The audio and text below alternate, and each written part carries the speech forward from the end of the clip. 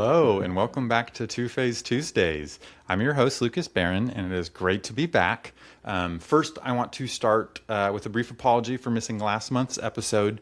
We actually got all set up and then ran into a equipment issue, which we have since resolved, which may actually result in some better sound quality here moving forward. So I am excited about that. But because we missed last month, I got a lot to catch you up on, so I'm going to get right to it. It's been a busy spring trade show season for us here at Accelsius. We had Nvidia GTC in mid-March, which was a fantastic event that we're going to be talking to our guest about today. So I'll save that conversation for then. We also were at Data Center World in Washington, D.C. last month, and then last week at OCP EMEA. The fun doesn't stop there, though. There's a lot more trade shows coming up as well. We have Dell Tech World and Cisco Live. We are actually going to be exhibiting with one of our partners, Legrand, at those events. And then we will be at Data Cloud Global Congress in June. So a busy trade show season continues. But with that being said, I'm really excited for our guest today. It's going to be a lot of fun. One of my personal favorites. We're going to be answering some Q&A from social media. I think it's going to be a lot of fun. So let's get to it, and let's go ahead and bring our guest in. It's me, Lucas. I'm today's guest. So what we're going to be doing today, there's been a lot of questions and topics across LinkedIn and X that our audience has asked us to talk about. So we've compiled a kind of a list of those questions and topics, and I'm going to be covering them. But before we jump into those, I thought I'd start with a little bit more of an introduction to myself. I know I've done that briefly before, but for those that may have not caught that, my name is Lucas Beran. I am Director of Product Marketing here at Accelsius. So I work across marketing, engineering, and sales to really align the products that we're developing with the market that we're trying to sell them into. Before I joined Accelsius, I spent nearly a decade as a power and cooling analyst, covering data center companies and data center technologies, became known for covering the liquid cooling space. And then at the beginning of 2025, I joined Accelsius in large part because I believe the technology that we are working on is the future in data center liquid cooling. So with that being said, let's jump into the questions, and we'll put them up on the screen, and then I'll provide you my feedback and perspective on those questions. So let's see what the first question is here. What was Accelsius's impression of Nvidia GTC in San Jose? That's a great first question on Accelsius's impression of Nvidia GTC in San Jose. And it was a fantastic event. There was over 30,000 people in attendance, and so it really took over downtown San Jose. There was no shortage of people or conversations on the data center industry and liquid cooling particularly. I'll start by answering these questions with my analyst hat on, so to speak, largely from attending Jensen Huang's keynote, where he highlighted on a couple of things that I think are really critical to the future of the data center industry. So first, he highlighted the growing market opportunity for AI infrastructure to the tune of, previously kind of referring to about a $500 billion market opportunity that NVIDIA had visibility into, now highlighting that as a $1 trillion plus market opportunity, really just emphasizing that the market for AI infrastructure is not slowing, it's actually accelerating. Jensen Huang also then provided some color to, who makes up that $1 trillion of market opportunity visibility that NVIDIA has. And so showed some details there. And the answer to that question was 60% hyperscalers and 40% enterprise or other end users. And so really talking about that kind of 40% enterprise other end users was the most interesting interesting to me. And that's because of another comment that Jensen Huang made.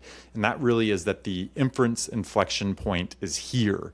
And that really speaks to that growing 40% of end users, that it's not just only the top 4 cloud service providers that are investing heavily in AI infrastructure, but that is now expanding to neo clouds and governments and other enterprise end users as they begin to support these inferencing workloads and may want to do that on premises. Now, if I think about Nvidia GTC from an Accelsius perspective, it was definitely a very successful event as well.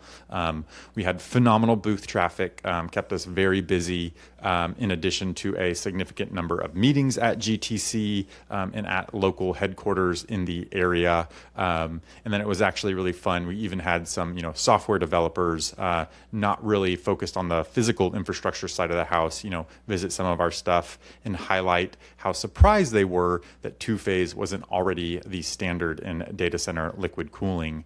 And then, another thing that was exciting for us is that we announced a new product at Nvidia GTC, the IR150, which I'll touch on for our next question here. So let's go ahead and see that next question. Why is the IR150 infrastructure reimagined for the liquid cooling era? So another good question on the IR150. But before I answer why the IR150 is infrastructure reimagined for the liquid cooling era, I'm going to talk about what the IR150 is. And that's an integrated rack and CDU solution that provides 150 kilowatts of liquid cooling capacity, 42U of IT rack space, and integrated liquid and vapor manifolds, really creating a holistic thermal management solution. So it's not just components, it's not even just a product, but it is a holistic thermal management solution. And solutions provide a lot of value to data center end users because data centers require a lot of parallel integration when you're building them. And that involves pulling together power and cooling infrastructure, networking and IT. So there's a lot of moving parts, products, and people. And scheduling all of these activities concurrently is an immense challenge in the data center industry. So there's a lot of value in offsite manufacturing and integration that really enables this easy plug-and-play deployment when it gets to an end user, in addition to supporting higher quality manufacturing and integration services. So it's really this holistic nature of the IR150 and the thermal management solution it creates, enabling that ease of deployment that really helps the IR150 reimagine infrastructure for the liquid cooling era. So with that, let's move on to the next question. Where is two-phase direct-to-chip liquid cooling gaining traction and winning today? So another good question on where two-phase direct-to-chip liquid cooling is gaining traction. And here I can only share what we've talked about publicly, but certainly can highlight a few key areas where we're seeing some early adopters. So first and foremost, I would highlight, the enterprise end user segment, both for CPU and GPU based workloads.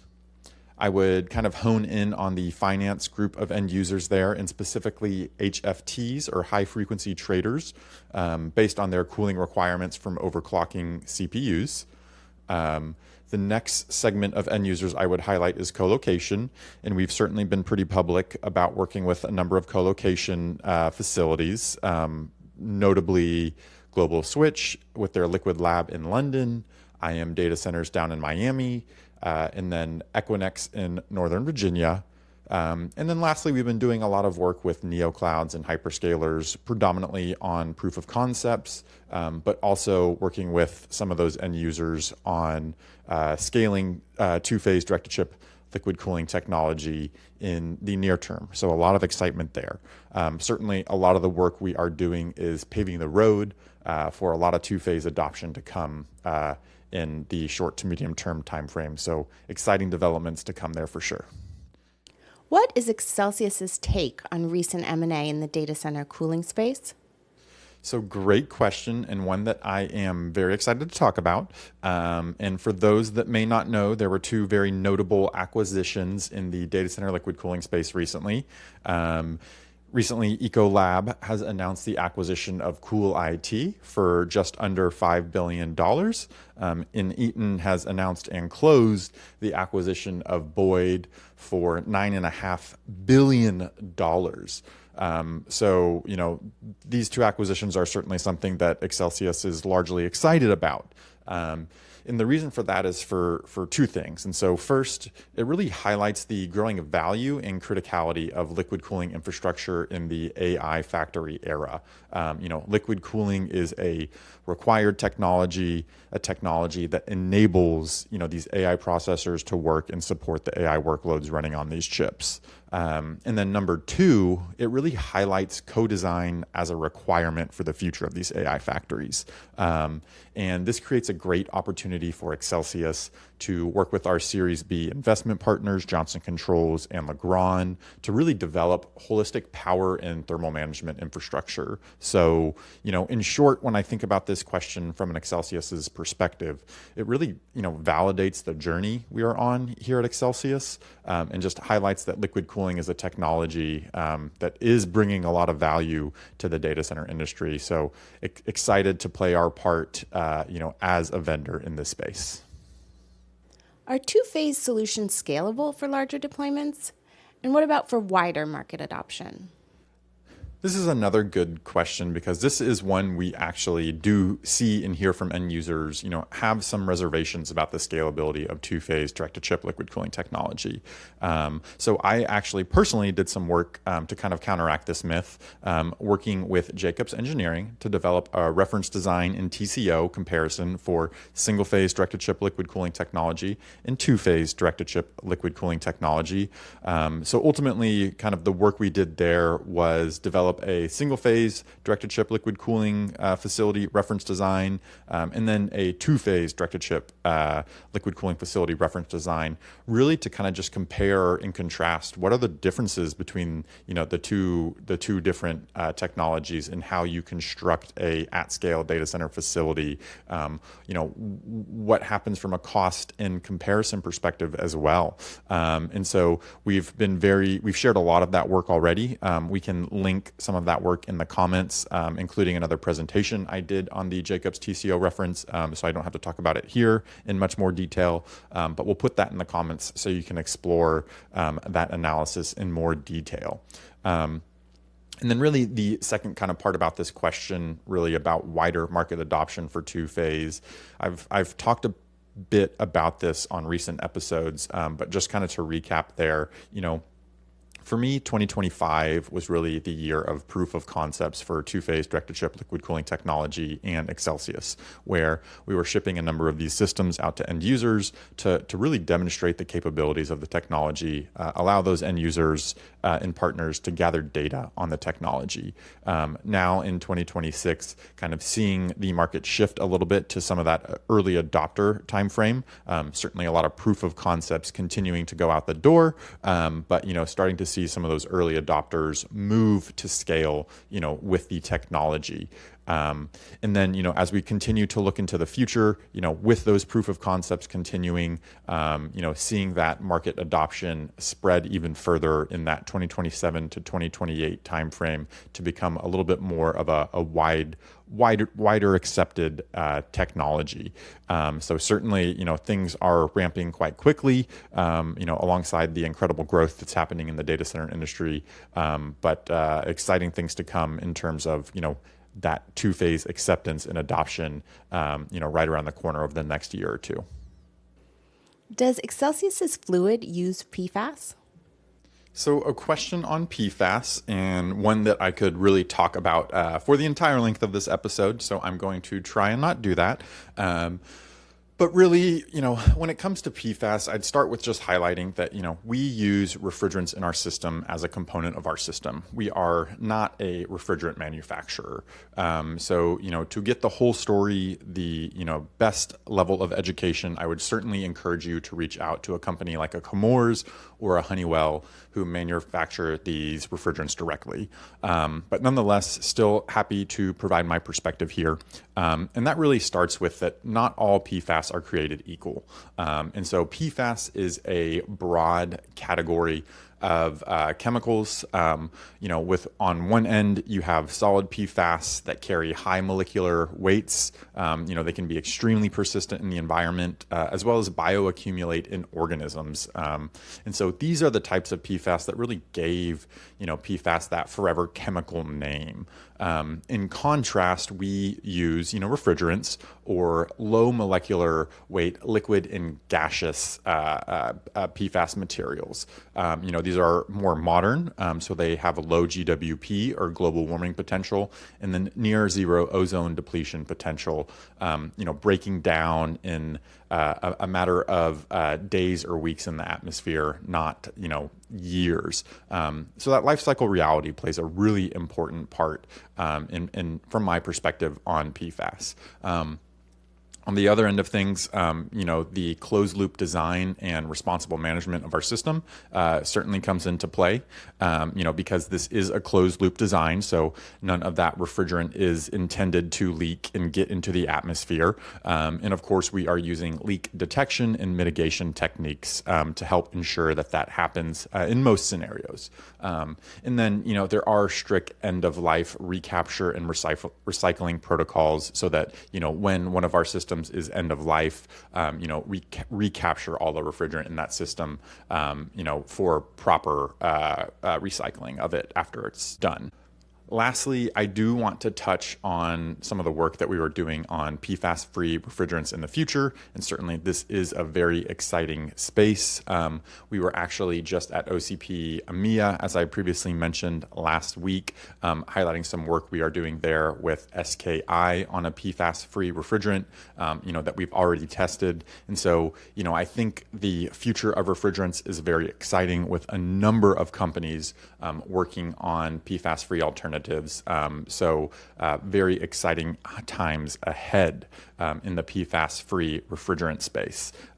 So with all that being said, when it comes to PFAS as a category, we believe that they are a net environmental win, really kind of providing that balance between thermal performance, resource use, and environmental impact. And so, would certainly again, encourage you to connect with the manufacturers of these refrigerants themselves, like a Chemours or Honeywell, to get that full level of education and insight into the performance that these refrigerants bring, as well as the environmental impact at the same time. When transitioning from an analyst to a vendor, what was the biggest learning or difference between single phase and two phase that you didn't already know? So this will be the last question I'm going to answer for y'all today. And of course, a good way to get included in the Q&A episode with me is to reference my analyst background.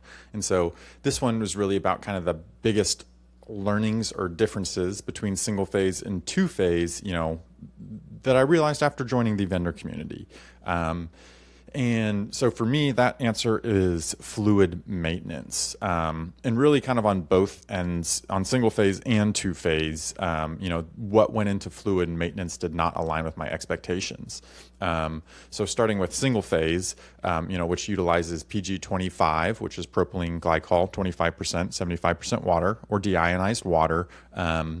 The amount of maintenance that goes into maintaining that fluid chemistry has proved to be a real challenge. And that's really for a couple of reasons. So, PG degrades over time. And so, the need to top off your propylene glycol in your system to maintain approximately a 25% ratio is critical there. There's pH testing involved in that. And then potentially the requirement of, adding other additives such as biocides or inhibitors to, again, maintain the spec or quality of that fluid in your single phase loop. And while it's still relatively early in the deployment of single phase direct to chip liquid cooling systems, in some of the conversations that we have had with end users working with those systems or partners that are working on those systems, the testing that is coming back from those labs shows that, that fluid is actually, coming back out of spec much quicker than initially anticipated. And we really don't have enough data to understand how, if, and when that out of spec fluid will impact performance and lead to degradation in those single phase systems.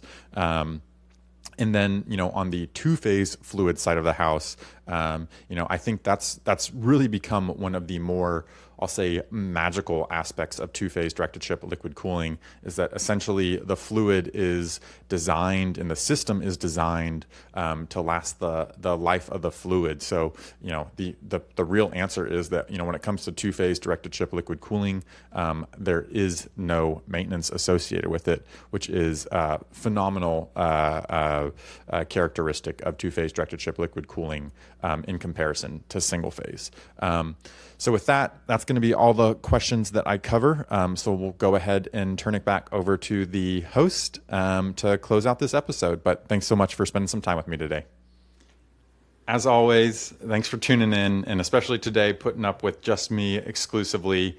I hope the Q&A was helpful. If you'd like to see more of this type of content in the future, please let us know in the comments. Please ask more questions in the comments, and we'll be happy to get back to you. And then if you're looking to run into the Accelsius team at trade shows in the future, just a reminder, Dell Tech World and Cisco Live and our partner Legrand's booth will be the next opportunity to get in front of us face to face. So hope to see you there.